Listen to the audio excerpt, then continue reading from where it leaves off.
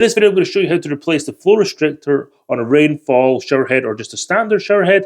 Bear in mind, not all shower heads allow you to remove and change the flow restrictor. Some are just built in, so you might not be able to do this, but for most shower heads, you're going to be able to do this. First thing you're going to see is this little mesh filter here. Kind of a strainer, it catches minerals and things like that. Sometimes you need to clean these out. And what I have here is a little tool. This actually came with the new shower head that I got. And you just need to pick this out. There is no good way to do this. You just kind of need to pick at it.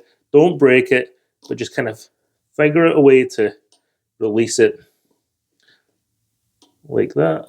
And because it's threaded in there, it does get caught every now and again. So you just need to poke at it, and then eventually it will just pop out. Be patient, and there you go. Comes out. In here, you can see the flow restrictor. This one's pink, and there's a little clip here holding it in. Some models are going to have this, some aren't.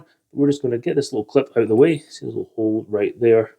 We'll hook that and then pull it out. Now you don't need to use the tool that comes with the shower head. You can get any kind of little clip removal tool. It'll do the same job. And that's exposed the flow restrictor in here. Just hook that out and on there. Actually, it's a 1.75 gallon per minute shower head right there.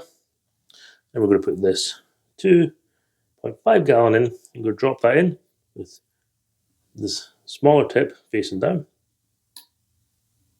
It goes right into the hole in there. I'm going to put this clip back in, so hold it in place. Make sure it's secured properly. Push it in. And then put the screen filter back in. And then we can install this back onto our shower head. And that's how to replace a flow restrictor on your shower head.